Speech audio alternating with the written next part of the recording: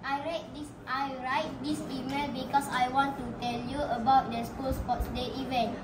Yang ni kita boleh dapat dekat soalan sebab dia kata dia suruh cakap dekat dia suruh invite Aisyah untuk pergi ke hari sukan.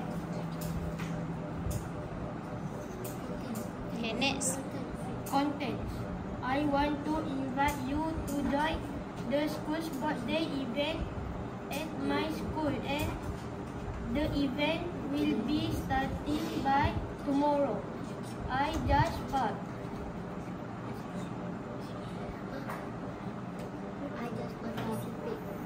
just participate in running competition. Tengok tu dia bagi duduk. There are many sports such as basketball, badminton, and football.